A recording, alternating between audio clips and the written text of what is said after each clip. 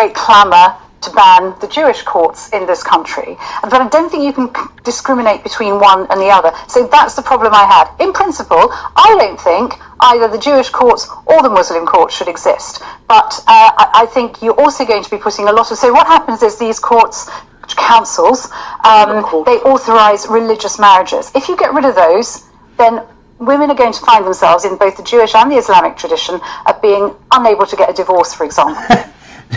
They're not unable. This is like when the nutjob kids at the college took over this thing, you know, like where they're protesting, they're rioting, they're taking over the building, right? And then they're like, they're denying us having water and food.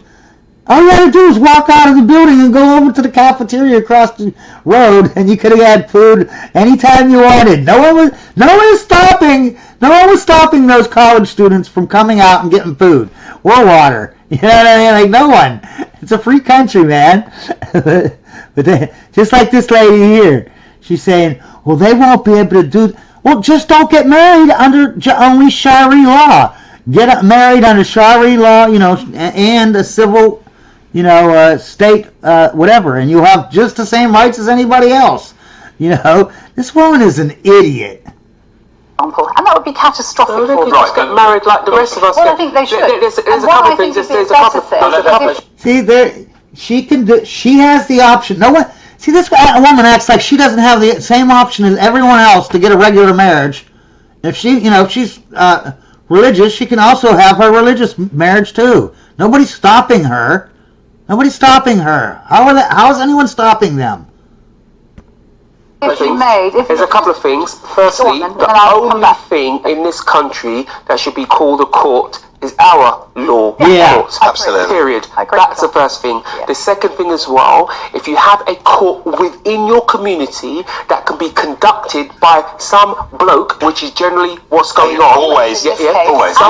Some bloke, who is not subject to any kind of scrutiny. Yeah, really. I mean, the path to abuse is short and swift in that way. So you shouldn't be doing that. And you have communities that are slightly closed off with an even more closed off legal system. I'm afraid it's too big a risk to take. In the Times investigation today, they uncovered one of the elders at one of these courts in the UK. It previously had talked about basically excusing hitting your wife, saying that if you need to hit your wife, and there's no sanction for him. There's no sanction. There's no worry, and they have no link to our law. And I want to be very clear about this. There should be a sanction for him, because what he's doing is illegal. He's encouraging violence. But you're missing my point. My point is, our law would never find him, but his law would find multiple people in his community. Okay, Matthew, so you agree they should be banned in the UK? Will Labour do it? Has Starmer? Well, I mean, bearing in mind, by the way, what happened in the election with the Muslim votes and so on, West Streeting. It's a big political challenge. The answer is... See, when something happens, they don't call the cops in the Muslim community. They call the Shari people, and they just, you know, say who's wrong and right and what punishment they get. I hope so, and there will be lots of voices within the Labour Party like me, and lots of brave people like Anne Cryer, who did a lot about arranged marriage in forced marriages. Forced marriages, not arranged marriages, in the previous Parliament. So there are voices in the Labour Party that will speak out about this. I mean, Suzanne, I can see your, you know, I see your as an argument what you're saying, but I think the reality is, as we've seen today with this very good investigation by the Times, with these really heartbreaking stories of people who never get anywhere near the actual legal system because they're captured by Sharia law before then. And you know, everybody needs to be equal under the law, whatever your faith is. You make a good point, Matthew. And Baroness Cox a few years ago tried to make it clear, to get Sharia councils to make it clear that they were not courts, that they were only advisory, and to make it clear that also women's equal rights. But unfortunately, that didn't get past its. Which is why we need to be tough on it. One of the things you learn in politics, when you work in government and you work in politics, like I have for a very long time, you learn very quickly that culture outperforms policy every time. Yeah. These courts will be hugely powerful in their own community. Whatever anybody says in Westminster. I'm sure, and all of you actually. Why, when there are so many countries in the world, Islamic countries, adopting Sharia law as their sole judiciary system, why do people, Muslims, want to come here and introduce Sharia law into Britain when it's... That's why they come. Not all of them, but they know that when they get here, even the ones that aren't, part of the Shari army, they know what's going to happen. They know the Shari is following them to the UK, just like these cartel people in the United States. Everyone's saying, oh, these are just people from whatever, Venezuela and this and that. Yeah, but who comes in with them? If you don't vet these people, who comes in with them? The cartels, yes. It's the same with the Muslims. You let in the Muslims, and what happens? If they're all unvetted, especially, then you have the Shari come in with them. And they're already pre-trained. All the Muslims coming that are good coming with them, they're already pre-trained to know. You don't screw with the Shari army, okay? You don't do it, all right? It's just like, it's the mafia. It's like you wouldn't mess with the mafia, right? If you're from Italy and we're importing people in the mafia, this is back in the day, and the mafia be coming in with them, right? You think all the other Italian people that came, they're not going to say anything. They're going to keep their mouths shut. And then when they start instituting their taxes, taxing everyone in the neighborhood, because they're Italian, right? They're mafia, right? No one's going to whatever. No one's going to tell on them. It's just going to grow bigger and bigger and bigger because you keep importing more and more, Muslims or, cartels or whatever you're importing. There's always going to have that bad element to it if there's no vetting. It's not our default. We're a Christian country by default. Why don't they just move to other countries? Because if you look at where people move around in the world, they move into Western countries because Keep in mind, the UK and the United States is not a Christian country, okay? They're cherry picker countries, okay? Christians are just as big in nut jobs as these Muslims and the Jews. They all have the same Bible, for God's sakes. The Old Testament is the Jews. The Christians are the Old Testament and the New Testament. And the Muslims are the first four books of the first four books of the Old Testament and the first four books of the New Testament. So they have both the Bible, and they have a thing from, I guess, what was it, Muhammad or whatever wrote something or whatever, whoever the guy is that they think is the Messiah or whatever. They're all the same, man. They worship the same God. The only difference is they say that God did something else. They all agree with it, and then they have disagreements, and that's what makes them different now.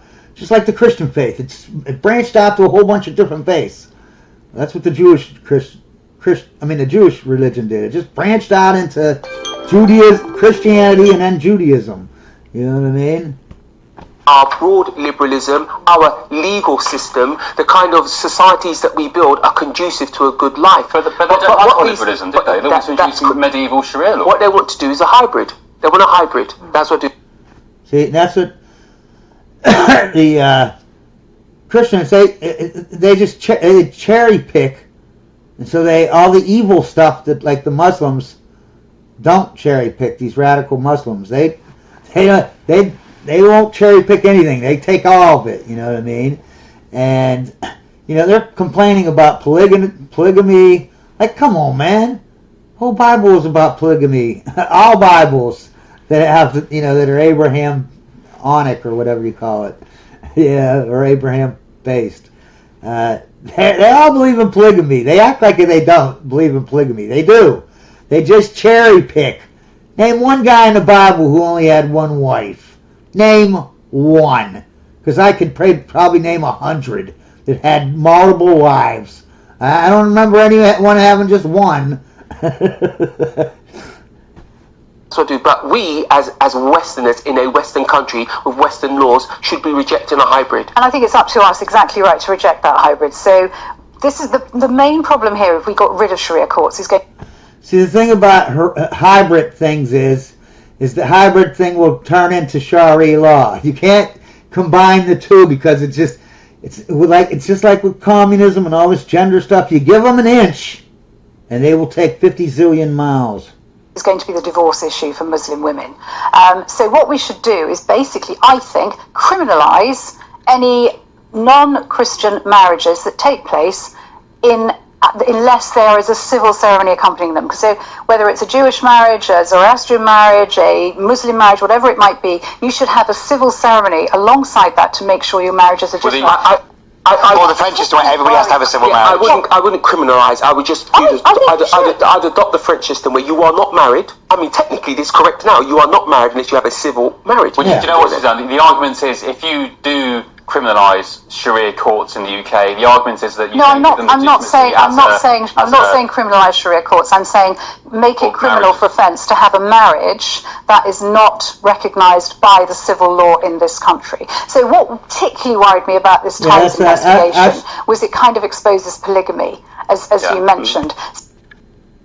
So, of course, if you're just having it's a drop-down, isn't it? The number of wives is a drop-down menu on one of these. Marriage that's not been recognised in the civil system as well, then you could have 4 wives. Yes. And that's completely wrong. And that's why I think you should criminalise having more than one marriage outside the I think it goes beyond this. Marriage is a very particular thing, but what it does, it gives certain people untested in a community real power. And the real problem is you may have a Sharia court that works really well and serves this community, but what that will do is legitimise the ones that have been captured and are being done incorrectly. They need and to be investigated. They need to be they don't need to be investigated. They need to be stopped. You can't take that risk. Let's be very clear. So would you stop the Jewish ones as well? I'll stop them all, because one of the best things about this country, what makes this country great, is that we are all observing the same law. That will give a two-tier Britain in a heart. But Sean, again, the question to you: do you trust the government, whether this government or a future potential Tory government, even Reform, who knows? Do you trust anybody to get a grip of it?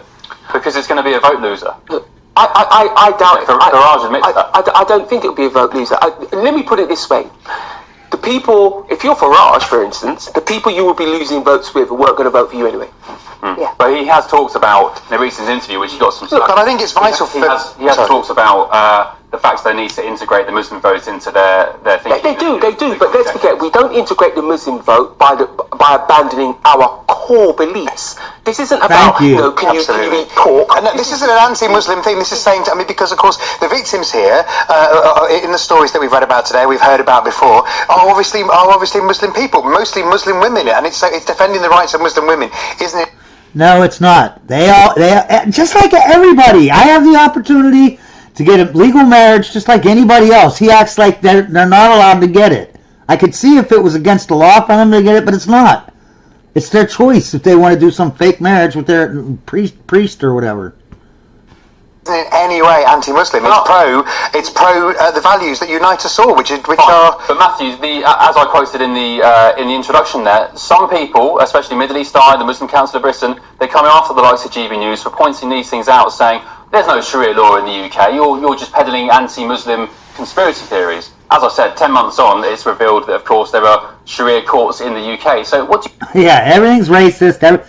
See, if you don't have a logical argument, all you have to do is say you're racist, you're Islamophobic, you're homophobic, you're this, you're that, misogynistic. You make of those people. It's not a genuine. No, I think that the left has to be very, very careful on this, because we saw with the whole of the grooming gang scandal where people brushed things under the carpet because they didn't want to stoke tensions. I think was the phrase, isn't it? That we heard a lot at the time, and that didn't, as we know, that ended in absolutely horrific cover-ups of absolutely horrific acts. Well, now I'm not comparing use of law directly to grooming gangs. What I'm saying is no issue should be swept under the carpet because people don't want to create community tensions. If things are happening, they need to be.